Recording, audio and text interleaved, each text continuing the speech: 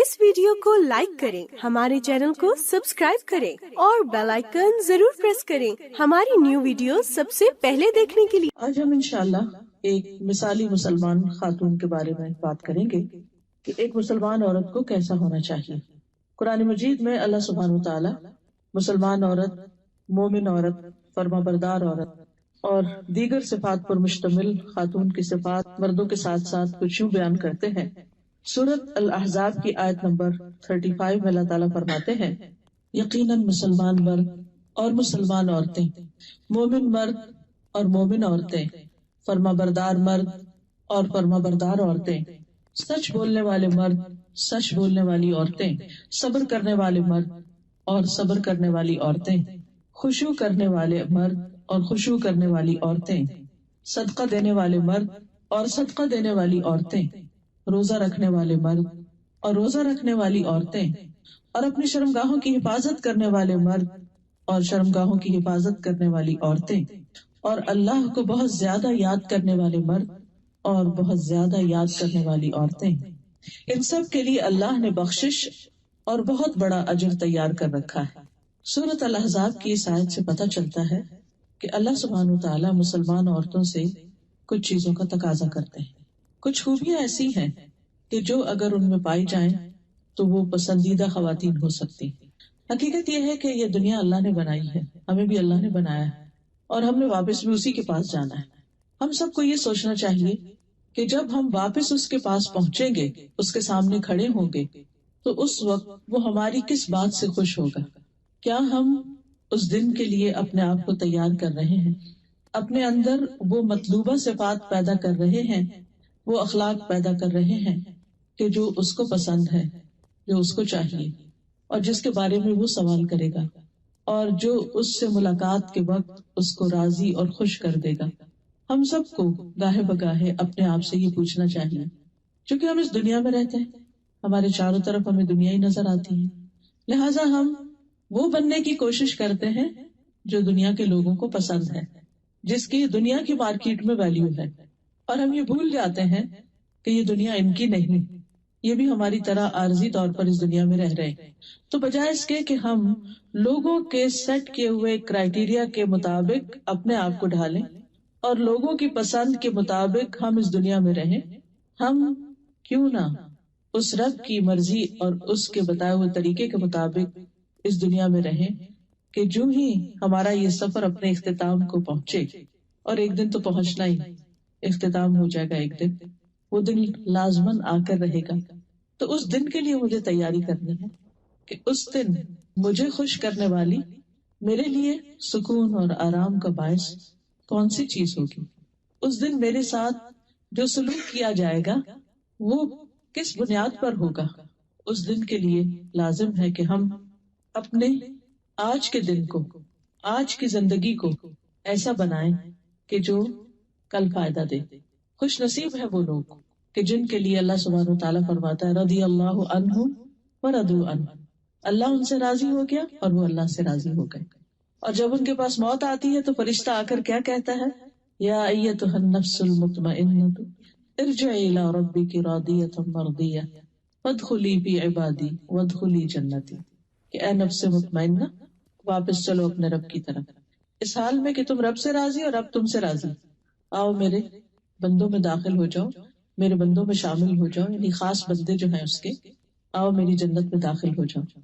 ये है असल कामयाबी कि जिस इंसान को मौत के वक्त ये पुकार आए, ये आवाज आए कि ए नफ्स मुतमइन्ना, रब तुमसे राजी है, जैसे तुम अपने रब से राजी हो, रब भी तुमसे राजी।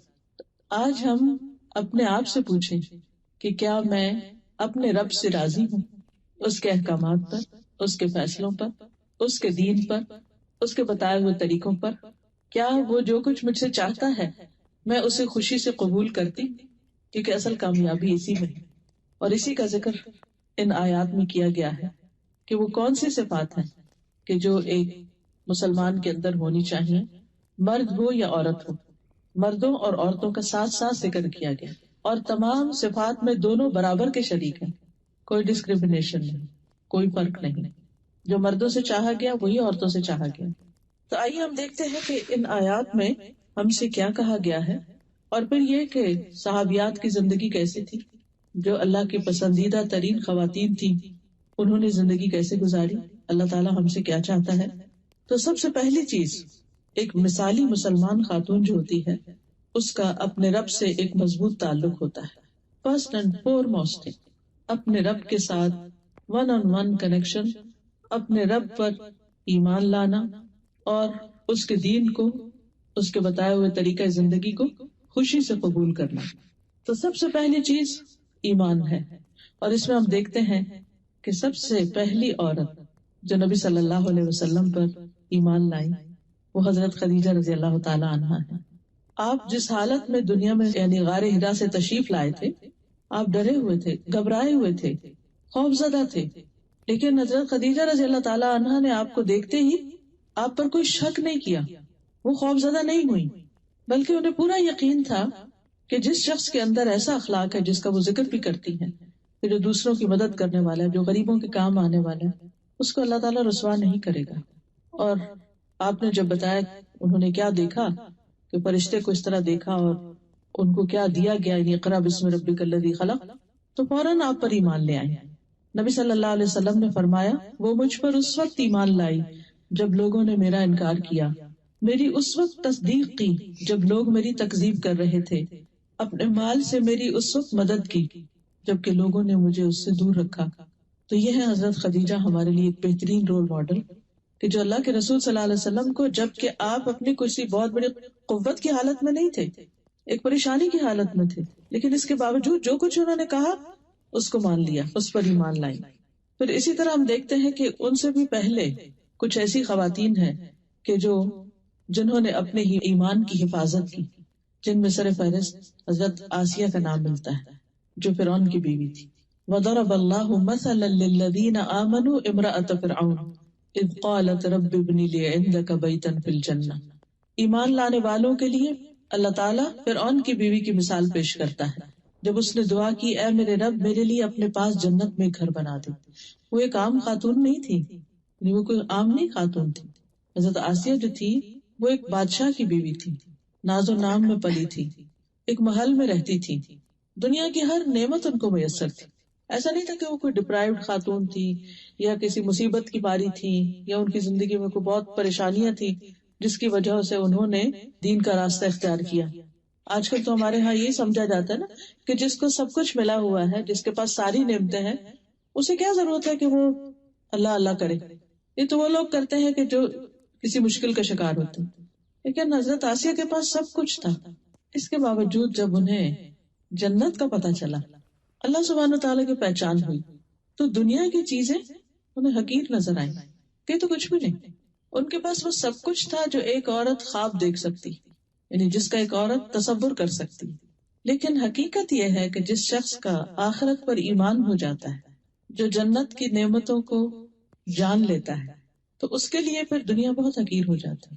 اس کی منزل پھر دنیا نہیں رہتی، وہ دنیا میں تو بس جیتا ہے اور اپنی ضرورت پوری کرتا ہے۔ اس کے خوابوں کی منزل پھر جنت ہو جاتی اور اس کے لیے وہ کچھ بھی قربان کر سکتا ہے۔ اور یہی وہ خاتون ہے کہ جنہوں نے دعا کی رب ابن لی عندک بیتا فی الجنہ، اے میرے رب میرے لیے اپنے پاس جنت میں گھر بنا دے۔ اور کہتے ہیں کہ جب انہیں ایمان لانے کی بنا پر تکلیفیں دی گئی، ان پر طرح طرح کا ظلم و ستم کیا گیا، ان کے ہاتھوں پہ میخیں گاڑ دی گئی، کیل لگا دیے گئے، اور ان کو دھمکیاں دی گئی کہ تم اگر نہیں باز آتی تو تمہارے ساتھ بہت برا سلوک کیا جائے گا۔ تو حدیث میں آتا ہے کہ جب انہوں نے اللہ سے یہ دعا مانگی کہ اللہ مجھے ظالم لوگوں سے چھٹکارا دے، تو اللہ تعالیٰ نے جنت میں ان کے گھر سے پردہ ہٹا کر ان کو وہ گھر بھی دکھا دیا کہ جس کی وہ دعا مانگ رہی تھی۔ پھر ہم دیکھتے ہیں کہ ایمان اور اسلام کے بعد جو خاص خصوصیت ہے وہ ہے اطاعت گزاری کی، والقانتین والقانتات، کہ مومن عورت جو ہوتی ہے وہ اپنے رب کی اطاعت کرنے والی ہوتی، رب کی بات مانتی اور ہمیشہ مانتی۔ قنوت جو ہوتا ہے اس میں دوام ہوتا ہے، ہمیشگی ہوتی ہے، یعنی کبھی دل چاہ تو مان لیا، کبھی نہیں چاہ تو نہ مان، کسی جگہ مان لیا اور کسی جگہ چھوڑ دیا اللہ کا حکم نہیں۔ قانتین وہ ہوتے ہیں کہ جو ہمیشہ ہر جگہ ہر موقع پر اللہ کی بات کو پریفرنس دیتے ہیں، اللہ کی اطاعت کرتے ہیں۔ اور اس میں ہم دیکھتے ہیں حضرت مریم کی مثال۔ قرآن مجید میں اللہ تعالیٰ فرماتے ہیں وَمَرْيَمَ ابْنَتَ عِمْرَانَ الَّتِي أَحْصَنَتْ فَرْجَهَا فنفخنا فیہ من روحنا وصدقت بکلمات ربها وکتبہ وکانت من القانتین.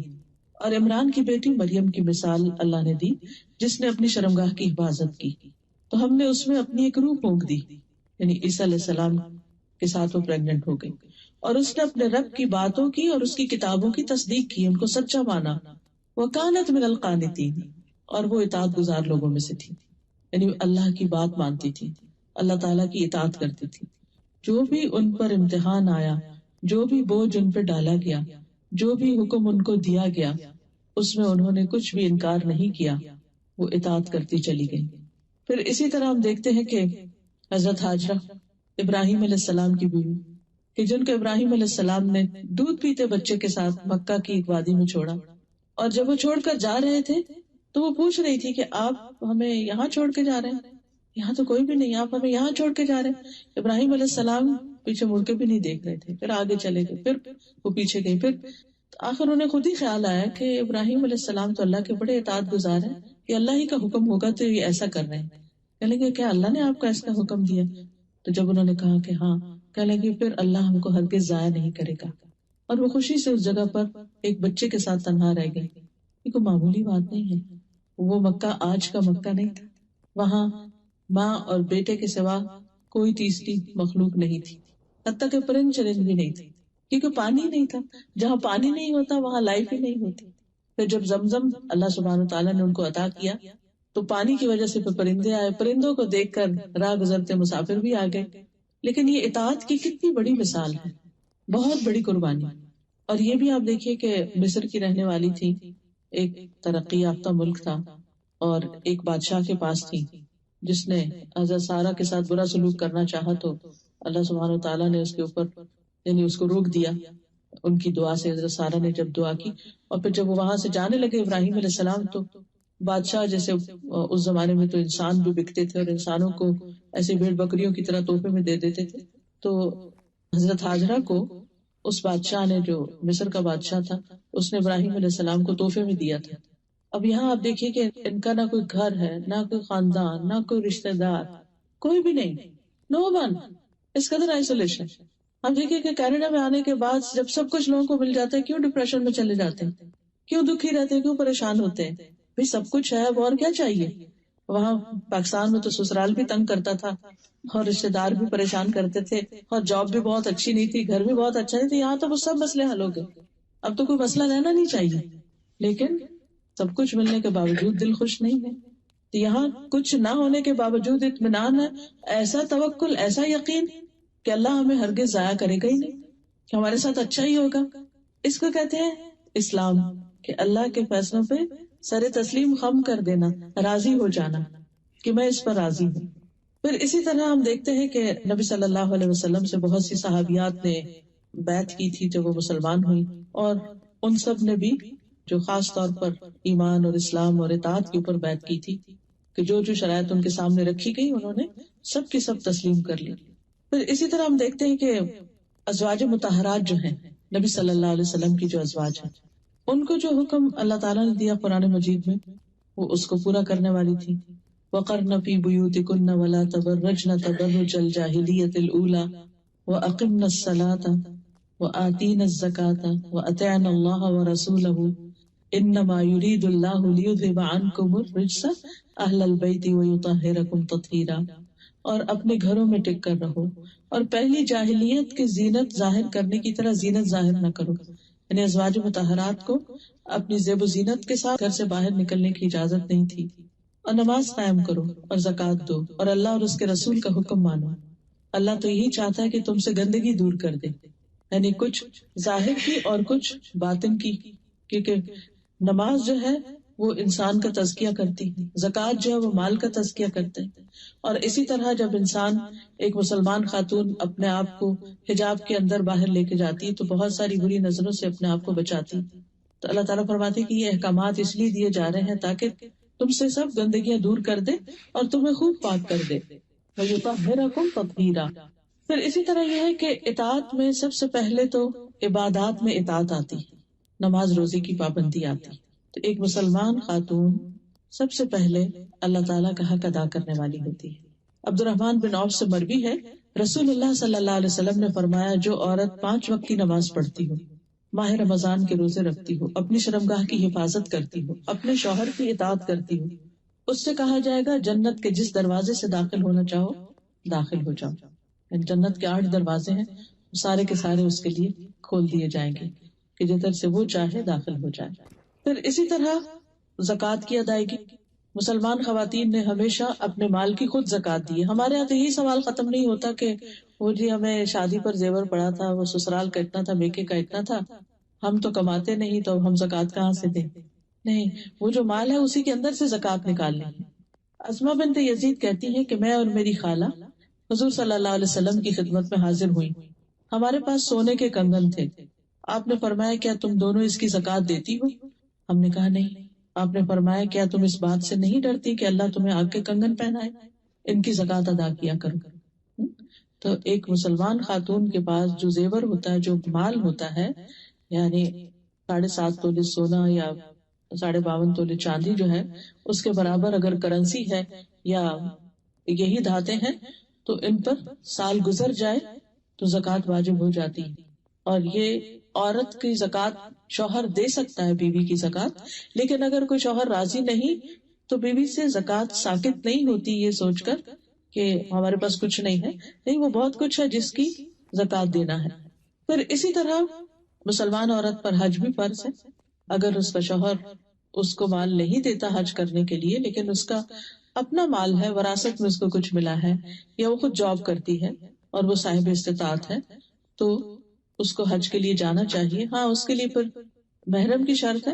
تو اگر اس کا کوئی اگر شوہر جائے تو بہت اچھا، لیکن اگر بعض اوقات ایسا ہوتا ہے کہ شوہر راضی نہیں ہوتے جانے کے لیے یا ان کا انٹرسٹ نہیں ہوتا، تو ایسے میں کسی اور بھائی، چچا، ماموں، بیٹا، کسی کے ساتھ بھی وہ حج پر جا سکتی ہے.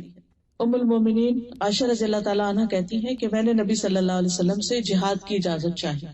آپ نے فرمایا جہاد کن الحج، تمہارا جہاد حج ہے. یعنی یہ ایک مشکل کام ہے اور ایک حقیقت ہے آج کے دور میں بھی. ابھی ریسنٹلی الحمدللہ اس سال میں نے حج کیا تھا، تو میں سوچ رہی تھی کہ وہ 5 دن جو منا اور عرفات اور مزدلفہ اور ان سب میں گزرتے ہیں، وہ اچھا بھلا جہاد ہے. اس میں جو بہت سارے ان نون لوگوں کے ساتھ آپ ایک جگہ پر سوتے ہیں، کھاتے ہیں، ٹریول کرتے ہیں، ریچولز ادا کرتے ہیں، اور بیچ میں مرد بھی ہیں، عورتیں بھی ہیں، اور سخت دھوپ اور